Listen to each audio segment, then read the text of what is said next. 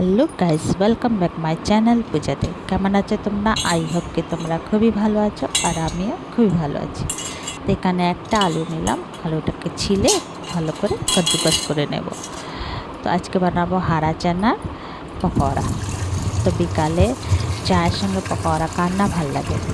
তো এই যে কদ্দুকস করেছিলাম আলুটাকে ভালো করে ধুয়ে নেব। তো হারা চানাকে এখানে ঝাংড়ি বি বলে, হারা চানাই বলে। আর তো এই যে দেখো হারা চানাটাকে ভালো করে একটু ধুয়ে নেব। ধুয়ে এই যে কদ্দুকাস আলুর মধ্যে হারা চানাটাকে দিয়ে দেবো কাঁচা লঙ্কা, দিয়ে দেবো বেসন,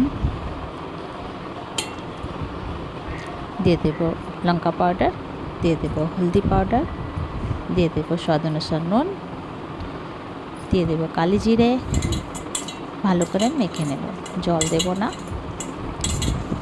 কেন কি জল ছাড়বে পরে, জল দেব না, ভালো করে মেখে নেব। তো এই যে ভালো করে মাখা হয়ে গেছে, এর মধ্যে দিয়ে দেবো একটা মিডিয়াম সাইজের পেঁয়াজ। ভালো করে মেখে কড়াই গরম করে নেব। কড়াইয়ের মধ্যে দিয়ে দেবো তেল, আর তেলটা ভালো করে গরম করে তেজে ছোটো ছোটো করে দিয়ে দেবো। ওলট পালট করে লাল লাল করে ফ্রাই করব।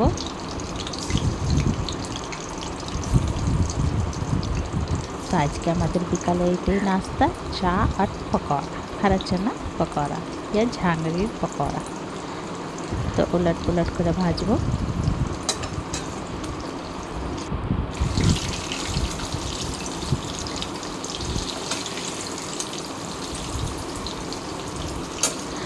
আর এখানে পাশেই বসিয়েছি চা।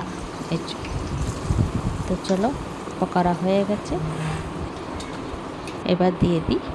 তো এই যে চা পকোড়া রেডি। তো চলো, তোমাদেরকে ভিডিওটা কেমন লাগলো, ভালো লাগলে প্লিজ লাইক শেয়ার কমেন্ট করো, সাবস্ক্রাইব করে দিও। আবার নতুন ভিডিওর সঙ্গে দেখা হবে।